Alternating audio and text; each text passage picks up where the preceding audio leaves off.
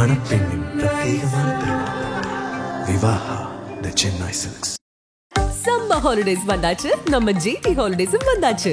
GT holidays, south India's number 1 travel brand. இனி வீட்லயே பானிபூரி செய்யலாம் எல்லாரும். ஆச்சி பானிபூரி கிட். ஐபிசி தமிழ் நேயர்களுக்கு வணக்கம். இன்றைய நேர்காணலில் நம்மோடு இணைந்திருக்கிறார் அதிமுகவின் செய்தி தொடர்பாளர் நாச்சியால் சுகந்தி அவர்கள். வணக்கம். வணக்கம். இன்னைக்கு பிரதான பிரச்சனையாக மாறி இருப்பது இந்த கச்சத்தீவு விவகாரம் தொடர்பாக இன்னைக்கு சட்டப்பேரவையில் ஒரு தனி தீர்மானம் மாதிரி கொண்டு வந்திருக்கிறாங்க. அதற்கு அதிமுக, பாஜக போன்ற கட்சிகள் ஆதரவு நிலைப்பாடு எடுத்திருக்கு. அதிமுக உள்ளுக்குள்ளே ஆதரவுன்னு சொல்லிட்டு வந்துட்டாங்க. வெளியே பார்த்தீங்கன்னா தேர்தல் அரசியலுக்காக இந்த மாதிரி நேரத்தில் ஒரு நாடகம் போடுது திமுக அப்படின்னு சொல்லி அதிமுக பொதுச்செயலாளர் எடப்பாடி பழனிசாமி சொல்கிறாரு. உள்ள ஒரு நிலைப்பாடு, வெளியே வேற ஒரு விஷயத்த பேசுறாரு. உள்ள ஒரு நிலைப்பாடு, வெளியே வேற ஒரு விஷயத்த பேசுறாரு அப்படிங்கிறது அது திமுகவோட இரட்டை தன்மையை சொல்றதுக்காக பேசுறது. திமுக கச்சத்தீவை மீட்டு கொடுக்கறேன்னு இன்னைக்கு பேசுறதுக்கு அதற்கு எந்த விதத்திலையும் அருகதை கிடையாது. அது ஒரு அருகதையற்ற ஒரு கட்சி அப்படிங்கிறத ஜெயலலிதா அம்மையார் பல முறை சட்டமன்றத்தில் அதை பதிவு செஞ்சுருக்காரு. ஏன் அப்படின்னீங்கன்னா, இந்திரா காந்தி பீரியடில் கச்சத்தீவை கருணாநிதி அவர்கள் தாரை வார்த்து கொடுத்தார். ஏன் அன்னைக்கு தாரை வார்த்து கொடுத்தார், அதற்கான நெசசிட்டி என்னன்னு பார்த்தீங்கன்னா, அன்னைக்கு கருணாநிதி ஆட்சியின் மீது மிகப்பெரிய ஊழல் வழக்குகள்லாம் இருந்துச்சு. ஸோ அந்த ஊழல் வழக்குகளை விசாரிக்கக்கூடாது, அந்த ஊழல் வழக்குகள் மூலம் தன்னோட கட்சியோ தானோ தண்டனைக்குரியவர்கள் ஆயிடக்கூடாது அப்படிங்கிற காரணத்துக்காக அன்னைக்கு கருணாநிதி அவர்கள் கச்சத்தீவை அடகு வச்சார்னு தான் சொல்லணும். ஸோ தன்னை மீட்பதற்காக, தன்னை காப்பாற்றிக் கொள்வதற்காக அன்னைக்கு கருணாநிதி அதை அடகு வைத்து விட்டார். அடகு வச்சுட்டு ஒவ்வொரு முறையும் நீங்கள் என்னன்னா, அவங்களோட ஒவ்வொரு முறையும் தேர்தல் அறிக்கையில் பார்த்தீங்கன்னா கச்சத்தீவை மீட்போம், கச்சத்தீவை மீட்போம், கச்சத்தீவை மீட்போன்றத எல்லா தேர்தல் அறிக்கையிலையும் ஒரு வழக்கம் மாதிரி, ஒரு சாஸ்திர சம்பிரதாயம் மாதிரி அதை ஒரு இதாக கொடுத்துட்டு இருக்காங்களே ஒழிய இவர்கள் ஒருபோதும் அதை மீட்பதற்கான நடவடிக்கைகளை மேற்கொள்ளலை. இவங்க இப்போ காங்கிரஸோடு சேர்ந்து பல முறை மத்திய அமைச்சரவையில் அமைச்சர்களாக இருந்திருக்காங்க. அமைச்சர்களாக இருந்தபோது இப்போ பாலு மாதிரியான டிஆர் பாலு மாதிரியான சீனியர் மினிஸ்டர்ஸ் எத்தனையோ கோடி சொத்துக்களை சேர்த்தார்கள், உலகம் முழுவதும் சொத்துக்களை வாங்கி குவித்தார்கள்ங்கிற குற்றச்சாட்டெல்லாம் அவங்க மேலே இன்னமும் இருக்குது. ஆனால் அவர்கள் ஒவ்வொருவரும் தனிப்பட்ட தன்னுடைய சொத்துக்களை வளர்த்துக்கிட்டாங்க. மாறன் குடும்பம் அவர்களுடைய சொத்துக்களை வளர்த்து கொண்டார்கள் அப்படிங்கிற மாதிரி ஒவ்வொருத்தரும் ஒவ்வொரு மினிஸ்டரும் அவர்களுடைய சொத்துக்களை தான் வளர்த்துக்கிட்டாங்களே ஒழிய யாரும் அன்னைக்கு காங்கிரஸ் கூட்டணியோடு இருக்கும்போது கச்சத்தீவை மீட்போம் என்று சொல்லவே இல்லை. சரிங்களா? ஆனால் இன்னைக்கு பாரதிய ஜனதா கட்சி அங்கே மத்தியில் 11 வருஷமா ஆண்டுகிட்டு இருக்காங்க. அப்படிங்கும்போது கச்சத்தீவை மீட்போம் அப்படின்றீங்க. கருணாநிதிக்கு நீங்கள் சிலை வைப்பதற்காகவோ, இல்லை கருணாநிதிக்கு பேனா வைப்பதற்காகவோ, கருணாநிதிக்கு நூற்றாண்டு காயின் வெளியிடுவதற்காகவோ நீங்கள் மத்திய அரசோடு இணக்கமாக போகும்போது இந்த கச்சத்தீவு விவகாரத்தையும் சொல்லியிருக்கலாம்ல. அப்போ என்ன அப்படின்னா, உங்களுக்கு எலெக்ஷன் வரும்போது இதுக்கு முன்னாடி ஒரு பெரிய வடை சுட்டாங்க, நீட் தேர்வை ஒழிப்போம், நீட் தேர்வை ஒழிப்போம்னு. 4 வருஷம் அந்த வடையை சுட்டுட்டு நீங்கள் கடைசியில் என்ன சொன்னீங்க, நீட் தேர்வை தவிர்க்க முடியாது, அது இருந்துதான் தீரும், நாங்கள் நீட் தேர்வை ஒழிக்க முடியாது அப்படின்ற சொல்லிட்டு சைன் வாங்கினாங்க. அந்த பேப்பர்லாம் சார் அவங்க எந்த குப்பையில இந்த அடையாறு கூவம் மாத்துல அதை தூக்கி போட்டாங்களா என்னன்னு தெரியல. சரிங்களா? அப்போ இவங்க என்னன்னா, எப்பயுமே திமுகங்கிறத தன்னையும் தன் சொத்தையும் தன் பிள்ளைகளையும் தன் குடும்பத்தையும் காப்பாற்றிக் கொள்வதற்காக எல்லாவித நாடகங்களையும் அதை அரங்கேற்றிக் கொண்டே இருக்கும். அதுதான் இந்த 50 ஆண்டுல அவங்க செய்த மிகப்பெரிய சாதனை. அந்த சாதனையை இப்போ தேர்தல் நெருங்கிட்டோன்னே இவங்க சட்டம் ஒழுங்கு சரியில்லை. தமிழ்நாட்டுக்கு வர வேண்டிய எல்லா பெரிய தொழில் நிறுவனங்களும் வேற பக்கம் போயிட்டு இருக்குது. ஆந்திராவுக்கு போயிட்டு இருக்கு, கர்நாடகாவுக்கு போயிட்டு இருக்குது. கிட்டத்தட்ட அதில் 1 லட்சம் கோடி வர வேண்டிய முதலீடுகள் வரவாமல் போயிடு வேற மாநிலங்களுக்கு போயிருச்சு. மிகப்பெரிய பிரச்சனை இன்னைக்கு தமிழ்நாடு முழுவதும் கஞ்சா சின்ன குழந்தைங்க கையில கூட இந்த ஸ்டாலின் அரசாங்கம், அப்புறம் இன்னொன்னு திராவிட மாடல் அரசாங்கம் கொண்டு போய் சேர்த்துருச்சு. அப்போ இவ்வளோ பிரச்சனைகளை மறைக்கணும் அப்படின்னு சொன்னால் நீங்கள் உடனே என்ன பண்ணீங்க, முன்னாடி இந்த நீட்டுன்னு சொல்லிட்டு அந்த வடையை சுட்டிங்க. அந்த வடை இப்போ ஊசி போயிடுச்சு, நீட்டு வடை ஊசி போயிடுச்சோன்னா அடுத்து எப்பயுமே உங்களுக்கு கை கொடுக்கும்னு நினச்சிக்கிட்டு இருக்கீங்க. அந்த கச்சத்தீவுங்கிற வடையை இப்போ தூக்குறீங்க. பட் மக்களுக்கு அது தெரிஞ்சு போச்சு, இந்த வடையை இந்த முறை நீங்கள் சுட்டு அதை பலகாரமாக விற்கவே முடியாது. இன்னைக்கு எடப்பாடி பழனிசாமி கிட்டத்தட்ட 16 ஆண்டு காலம் காங்கிரஸ் கூட்டணியில் இருந்தாங்க, அப்பெல்லாம் இதை பற்றி பேசலையே அப்படிங்கிற ஒரு கேள்வியை, நியாயமான கேள்வியை கேட்குறாரு. அப்போது உள்ளுக்குள்ளேயும் இதையே பேசியிருக்கலாம்ல எடப்பாடி பழனிசாமி, நீங்கள் இது மாதிரி தேர்தல் அரசியலுக்காக இதை கொண்டு வருவதை அதிமுக எதிர்க்கும், அல்லது நீங்கள் அரசியல் நாடகத்துக்காக இந்த மாதிரி ஒரு காரியத்தை பண்ணுறீங்க அப்படின்னு சொல்லி உள்ள பேசணும்ல, ஏன் பேசல? இடம் பொருள் ஏவல் அப்படி ஒன்று இருக்கு தமிழ்ல. மரபா? சட்டப்பேரவையில மரபு அப்படிங்கிற மரபு மீறக்கூடாது அப்படிங்கறக்காக உள்ள வேற ஒண்ணு பேசியிருக்காரு. அப்கோர்ஸ் மரபு ஒரு காரணம். சில விஷயங்களை எங்கே பேசணும், ஏன் பேசணும் அப்படிங்கிறதுக்கு. அதான் தமிழ்ல அந்த இடம் அறிந்து, இடம் பொருள் ஏவல், இது அறிந்து தான் பேசணும் அப்படின்னு. இப்போ இந்த விஷயங்கள் எல்லாத்தையும் வந்து சட்டப்பேரவையில் நாங்கள் பேசலாம். அது சட்டசபை குறிப்புகளில் ஏறக்கூடிய விஷயங்கள் தான். ஆனால் நாங்கள் இப்படியான ஒரு விஷயத்தை எங்கள் பொதுச் செயலாளர் பேசினார் அப்படிங்கிறது மக்களுக்கு தெரியாமலே போகும். அப்போ மக்கள் இந்த விஷயங்களை தெரிந்து கொள்ள வேண்டும் அப்படின்னா அது மீடியா முன்னாடி தான் பேசும். அப்போ வெளியே வந்து எடப்பாடி பேசினது அரசியலுக்காக பேசுறாரு, அப்படிதானே புரிந்து கொள்ளப்படும் சார். எதில் அப்படிதானே திமுகவும் கவுண்டர் பண்ணும்? இல்லை, எடப்பாடி பழனிசாமி உள்ள ஆதரவு நிலைப்பாடு எடுத்துட்டு வெளியே வந்து அரசியலுக்காக இந்த மாதிரி பேசுறாரு அப்படின்னு சொல்லி திமுக பிரச்சாரம் பண்ணும்ல. உள்ள ஆதரவு நிலைப்பாடு எடுப்பதற்கு மிக முக்கிய காரணம் தமிழ்நாட்டு மக்கள் நலன், குறிப்பாக திமுக அரசாங்கத்துக்கு மீது ஒரு அக்கறை இல்லைன்னு சொல்றீங்களே வெளியே வந்து. அதிமுகவுக்கு தமிழக மீனவர்களின் மீது அதீத அக்கறை இருக்கின்ற காரணத்தினால் அங்க நாங்க அந்த தனி தீர்மானத்துக்கு ஒப்புதல் அளிக்கிறோம், ஆதரவு அளிக்கிறோம். ஆனா இதுல திமுக வந்து எவ்வாறு ஒரு நாடகம் நடத்துது அப்படிங்கிறத மக்களுக்கு எடுத்து சொல்ல வேண்டிய கடமை ஒரு எதிர்க்கட்சியாக அதிமுகவுக்கும் எங்களுடைய பொதுச் செயலாளருக்கும் அது இருக்கிறது.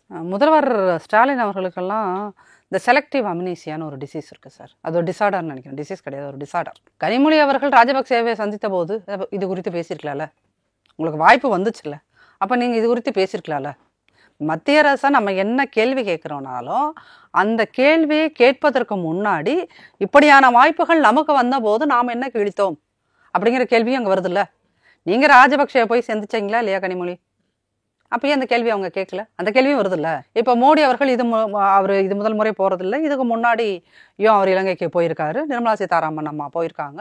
இவர்கள் எல்லோருமே வந்து உண்மையிலேயுமே தமிழக அரசு மீதும் தமிழக மக்கள் மீதும் மீனவர்கள் நலன் மீதும் வாழ்க்கை மீதும் அக்கறை இருந்தா அவங்க இந்த விஷயத்திலாம் கேட்டிருப்பாங்க. அக்கறை இருந்திருந்தா முன்னாடியே கேட்டிருப்பாங்கன்னு சொல்றீங்க. 2011 2021 வரைக்கும் அதிமுக ஆட்சி நடைபெற்றது. அப்போ உங்களுக்கு வந்து அக்கறை இல்லையா அப்படிங்கிற ஒரு கேள்வி இருக்கு. அக்கறை நீங்க வந்து தனி தீர்மானம் போடலையா அப்படிங்கிற ஒரு விஷயம் இருக்கு.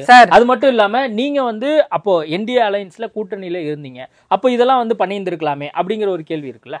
தமிழக மீனவர் நலனில் அதீத அக்கறை இருந்த காரணத்தினால்தான் ஜெயலலிதா அம்மையார் அவர்கள் உச்சநீதிமன்றத்தை நாடினார். இன்னைக்கு காவேரி நடுவர் மன்றம் அமைக்கப்படுவதற்கு காரணம் அதிமுக, ஜெயலலிதா அம்மையார், எங்களுடைய சட்ட போராட்டம், அதிமுகவின் தீராத இடையராது நடத்திய சட்ட போராட்டம் மிக முக்கிய காரணம்.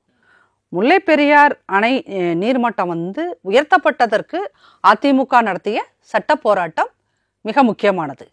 ஒருவேளை நாங்கள் இந்த 5 ஆண்டும் நாங்கள் அதிமுக ஆட்சி காலத்தில் இருந்திருந்தால், ஆட்சி கட்டலில் அமர்ந்திருந்தால், மிக நிச்சயமாக உச்சநீதிமன்றத்தில் இந்த சட்ட போராட்டத்தை நடத்தி கச்சத்தீவை மீட்க முடியுமா முடியாதா என்கின்ற ஒரு மிகப்பெரிய அழுத்தத்தை மத்திய அரசுக்கு உச்சநீதிமன்றம் வழியாக நாங்கள் கொடுத்திருந்திருப்போம். சரிங்களா? அப்போ நாங்கள் வந்து நீதிமன்றம் வழியாக போய் ஒரு சட்ட போராட்டத்தை நடத்துகிற அளவுக்கு எங்களுக்கு தெளிவும் உறுதியும், மிக முக்கிய கவனிக்கணும், தெளிவும் உறுதியும் அதிமுகவுக்கு இருக்குது. திமுகவுக்கு என்ன இருக்குது? அது நாடகத்தால் வளர்ந்த கட்சி, மேடைகளில் கரகாட்ட டான்ஸை போட்டு வளர்ந்த கட்சி. அப்போ அவங்க என்ன பண்ணுறாங்க, இன்றைக்கி சட்டமன்றத்தில் வந்து நீங்கள் இப்படி ஒரு தனி தீர்மானம் நடத்துவது எல்லாமே வந்து இந்த பராசக்தியில் வந்து இந்த இவர் கருணாநிதி எழுதிய படத்தில் அந்த நீதிமன்ற காட்சி ஒன்று நடக்கும்ல, அதில் உணர்ச்சி வசமாக எல்லாரும் சிவாஜி அவர்கள் உணர்ச்சி வசப்பட்டு ஓடினேன் ஓடினேன் வாழ்க்கையின் இலக்கிய ஓடினேன்லாம் டைலாக் பேசுவார்ல, அந்த மாதிரி ஒரு உணர்ச்சிகரமான நாடகத்தை நீங்கள் வந்து எலெக்ஷன் வருது அப்படிங்கிறதுக்காக நடத்தணும்னு நினைக்கிறீங்க.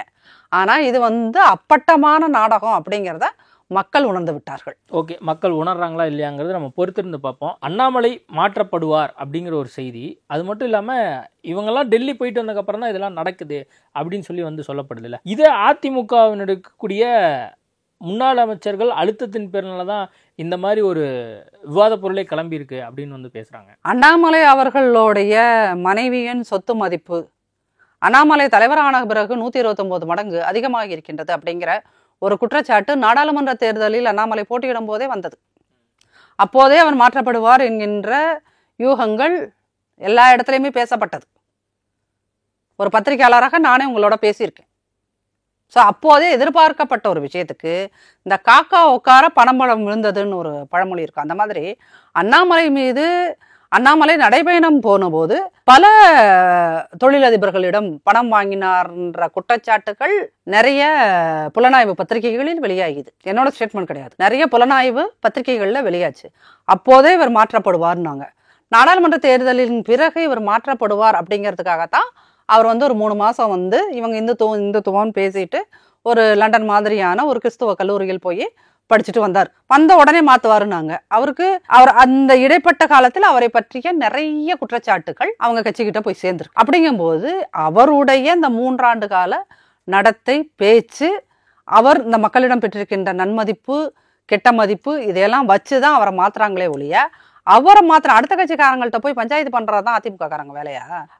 என்ன நடந்தாலும் அது அதிமுக மேல போடுறதும், அதிமுகவில் என்ன நடந்தாலும் பிஜேபி மேல தூக்கி போடுறதும் அது ஒரு சரியான அப்ரோச்சா இருக்காது அப்படிங்கறத நான் சொல்ல விரும்புறது. அண்மையில தமிழக வெற்றி கழகத்தினுடைய பொதுக்குழு நடந்தது. அதுல திமுக டிவிகே தான் அப்படின்னு சொல்லி விஜய் சொன்னாரு. அதிமுக அப்போ எந்த இடத்துல இருக்கு அப்படின்னு தெரியல. திருமாவளவன் என்ன சொல்றாரு, 2வது இடத்துக்கு தான் போட்டியே தமிழ்நாட்டுல, 2வது இடத்துக்கு தான் இவங்க போட்டி போட்டிருக்காங்க. பிஜேபியா, ஏடிஎம்கேவா, தமிழக வெற்றி கழகமா, சீமானா அப்படின்னு சொல்லி போட்டி போடுறாங்க அப்படின்னு சொல்லி திருமாவளவன் சொல்றாரு. நீங்க எப்படி பாக்குறீங்க விஜயனுடைய அந்த டிவிகே வெர்சஸ் டிஎம்கே, அது மட்டும் இல்லாம திருமாவளவனுடைய இந்த ஸ்பீச்? சார், களம் பெருசா இருக்கு, கிரவுண்டு பெருசா இருக்கு.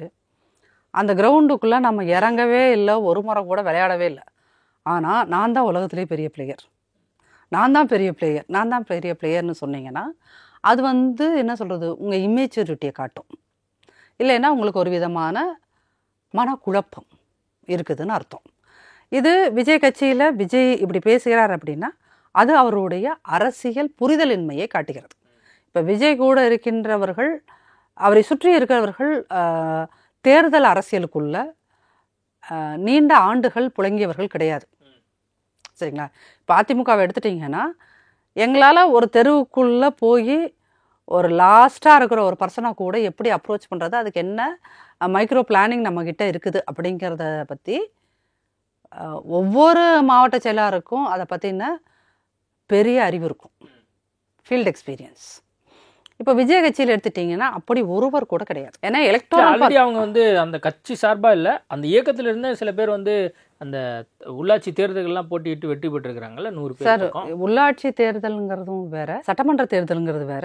6-7 சட்டமன்றங்களை தெரியாது அப்படிங்கறக்கும் ஆல்ரெடி வந்து உள்ளாட்சி தேர்தல்ல நீங்க ஒரு பெற்றவங்க அப்படிங்கறக்கும் வித்தியாசம் இருக்குல்ல ஒண்ணு. அதே மாதிரி கிட்டத்தட்ட 52,000 பூத்துகளுக்கு ஆட்கள் போட்டாச்சு அப்படின்னு சொல்லி புசி ஆனந்த் வந்து அந்த நிகழ்ச்சியில சொல்றாரு. நீங்க அவ்வளோ அசால்ட்டா வந்து தமிழக வெற்றி கழகத்தை கணக்கு போட்டுறீங்களே. நீங்க பூத் கமிட்டி அமைக்கிறதுங்கிறதெல்லாம் இதெல்லாம் இந்த கிரவுண்டுக்கு போகாதவங்க, அதான் நான் சொல்றேன். நீங்க வந்து தேர்தல் அரசியல்ங்கிறது ஒரு பத்திரிகையாளராக நம்ம உட்காந்து பேசுறதை விட களத்துல போய் செய்கின்ற தேர்தல் அரசியல் மிகவும் நுட்பமானது. அதுக்கு வந்து உங்களுக்கு பெரிய அளவுக்கு மேன் பவர் வேணும். ஃபர்ஸ்ட் மேன் பவர் வேணும். 2வது நீங்கள் அந்த பகுதியில் இருக்கின்ற ஒவ்வொரு குடும்பத்தை பற்றியும் நீங்கள் தெரிஞ்சு வச்சுருக்கோம். இப்போ ஒரு வட்ட செயலாளர்னு ஒருத்தர் இருக்காருன்னா அவர் பகுதியின் கீழே இருக்கின்ற அத்துணை பேரையும், என்னோட வட்டத்தில் 50 தெரு இருக்குது, இந்த தெருவில் 1000 வாக்காளர்கள், அதில் 1100 வாக்காளர்கள், அந்த தெருவில் 1200 வாக்காளர்கள்னு ஒவ்வொரு டீட்டெயில்ஸையும் அவர் தெரிஞ்சு வச்சுருப்பார். ஸோ இந்த மாதிரியான ஒரு wide knowledge and practical knowledge தான் எசென்சியல் ஃபார் எலக்டோரல் பாலிட்டிக்ஸ். அந்த மாதிரியான ஒரு புரிதல் இல்லாமல் நீங்கள் மைக் கிடச்சதுன்னு என்னத்தை வேணாலும் பேசிட்டு போகலாம். நீங்கள் இது ப்ரூவ் பண்ணதா? இப்போ நாம் தமிழர் எடுத்துக்கிட்டிங்கன்னா அவங்க வந்து 8% வச்சுருக்காங்க அப்படின்னு அவங்கள நிரூபிச்சிருக்காங்க. இப்போது விசிகேவை எடுத்துக்கிட்டிங்கன்னா விசிகே இன்ன வரைக்கும் எங்கேயும் தனித்து நின்று நாங்கள் 1% வாங்கியிருக்கோம், 2% வாங்கணும்னு சொன்னது கிடையாது. பாமகவோட ஓட் பேங்க் ஒரு காலத்தில் 6-7% இருந்து இன்றைக்கி அது கிட்டத்தட்ட 4% வந்துருச்சு அப்படின்னு அவங்கெல்லாம் ப்ரூவ் பண்ணவங்க. இப்போ டிவிக்கு, அதுவும் விஜய் அவர்களை பொறுத்தளவுக்கு முதல் தலைமுறை வாக்காளர்கள் இருக்கிறாங்க, அவரோட ஃபேன்ஸாக இருக்காங்க. அந்த ஃபேன்ஸோட ஒரு குடும்பத்தில் ஒரு வாக்கு கண்டிப்பாக இருக்குது, இல்லைன்னு சொல்ல முடியாது. யார் வீட்டில் வந்து முதல் தலைமுறை வாக்காளர் இருக்காங்களோ அந்த குழந்தைகள் எல்லாமே, அதில் 80% குழந்தைகள் கண்டிப்பாக கொண்டு போய் விஜய் மேலே தான் இந்த ஃபர்ஸ்ட் டைம் குத்துவாங்க. ஆனால் இந்த தடவை குத்துற குழந்தைகள் அடுத்த தடவை அந்த ஓட்டு போடுவாங்களா அப்படிங்கிறதுக்கு உத்தரவாதம் கிடையாது. ஏன்னா அடுத்த தடவை அப்படிங்கும்போது இன்னும் 5 வருஷம் போகும், அவனுக்கு ஒரு மெச்சூரிட்டி வரும். அப்போ ரியல் பாலிட்டிக்ஸ் அப்படிங்கிறது என்னன்னு புரியும். இப்போ இந்த ஃபஸ்ட்டு முறை வந்து விஜய் 6%, அதிகபட்சம் 6%, 7% வாங்கலாம், அவ்வளோதான் முடியும். அந்த 6%, 7% வாங்குறத நீங்கள் என்ன நினச்சிருக்கீங்க? ஃபீல்டுக்கே போகாத அவரை சுற்றி இருக்கின்றவர்கள், நீங்கள் எவ்வளோ பெரிய தேர்தல் வியூகம் வகுக்கிற ஆட்களாக கூட இருந்துக்கலாம் சார். பட் அதை வச்சுக்கிட்டு நீங்கள் வந்து நாங்கள் இத்தனை செஞ்சுருவோம் அத்தனை செய்தோம்னு சொல்லிட்டு ஆன் டேபிளில் உட்காந்து நீங்கள் எக்ஸல் சீட்டை விரித்து வச்சுக்கிட்டு கணக்கு போட்டு வர்றது கிடையாது எலக்டோரல் பாலிடிக்ஸ். இல்லை அப்போ திமுக வெர்சஸ் அதிமுக தானா? டிவிகே சார், தமிழ்நாட்டை பொறுத்த வரைக்கும் இன்னும் குறைந்தபட்சம் 50 ஆண்டுகளுக்காவது அது DMK versus ADMK, ADMK versus DMK தான். ஏன்னா டிஎம்கே விட அதிக ஆண்டுகள் ஆட்சியில் இருந்தவர்கள் என்ற வகையில் அது ஏடிஎம்கே வெர்சஸ் டிஎம்கே தான். இல்லை, திருமாவளவன் என்ன சொல்றாரு, 2வது இடத்துக்கு தான் போட்டியே அப்படிங்கிறாரு. சார், அவர் டிஎம்கே கூட்டணியில் இருக்கிறார், சரிங்களா? போன தடவை 6 சீட்டு வாங்கினாரா? அவருக்கு இந்த தடவை 10 சீட்டு வாங்க வேண்டிய நிர்பந்தம் இருக்குது. அதனால் அவர் பேசுகிறதெல்லாம் வந்து இன்றைக்கி தமிழக சூழல்லாம் வந்து யாருமே அதை சீரியஸாக எடுத்துக்கிறது கிடையாது. ஏன்னா அவர் பேசுகிறதெல்லாம் டபுள் டிஜிட்டில் சீட்டு வாங்கிறதுக்காகத்தான். அவர் வந்து திமுகவை காப்பாற்றுவதற்கான என்ன வேலைகளையும் அவர் செய்கிறாரு. ஆனால் அவருக்கே இந்த முறை என்ன ஆகும் அப்படின்னீங்கன்னா, அவர் எந்த பக்கம் இருந்தாலும் பட்டியலின சமூகம் அவரை நம்பி ஓட்டு போடாது. குறிப்பாக இந்த வட மாவட்டங்களில் இருக்கின்றவர்கள். வேங்கை வயல் மக்கள் பாதிக்கப்பட்ட போது திருமாவளவன் என்ன செய்து கொண்டிருந்தார்? கவர்னர் மாளிகையின் முன்னாடி நின்று திமுகவுக்காக போராடி கொண்டிருந்தார் என்பதை மக்கள் உணர்ந்த காரணத்தினால் மிக நிச்சயமாக அவருக்கே ஓட்டு கிடைக்காது. அப்போ அந்த சமயத்தில் அவர் இந்த மாதிரி 10 சீட்டு வாங்குறதுக்கான வேலைகளை 10 கேட்டாலும் அவங்களுக்கு திருப்பி அதே 6 தான் கொடுக்க போகிறாங்க. அதுதான் நடக்க போகுது. அந்த 6 கொடுப்பாங்களா, இல்லை இந்த ஜெயிச்ச 4 பேத்துக்கு மட்டுமே திருப்பி சீட்டு தர போகிறாங்களான்னு தெரியல. அப்படிங்கும்போது நிச்சயமில்லாத ஒரு தன்மையில் இந்த எலெக்ஷனை ஒட்டி எலெக்ஷன் நெருங்க திருமாவளவன் போன்ற பலர் வந்து இந்த மாதிரியான ரொம்ப நாடகத்தனமான செயற்கைத்தனமான ப்ராக்டிக்கலாக இல்லாத வசனங்களை பேசுவார்கள். அவ்வளோதான். அதை வந்து நம்ம ரொம்ப சீரியஸாக எடுத்துக்கணுங்கிற அவசியம் கிடையாது. ஓகே, நிறைய விஷயங்கள் குறித்து பேசியிருக்கோம். நேர்காணல் கொடுத்ததுக்கு மிக்க நன்றி. மணப்பெண்ணின் பிரத்யேகமான திருமணம் Vivaha the Chennai silks. Summer holidays வந்தாச்சு, நம்ம ஜிடி ஹாலிடேஸும் வந்தாச்சு. GT holidays, south India's #1 travel brand. இனி வீட்லயே பானிபூரி செய்யலாம் எல்லாரும். ஆச்சி பானிபூரி கிட்.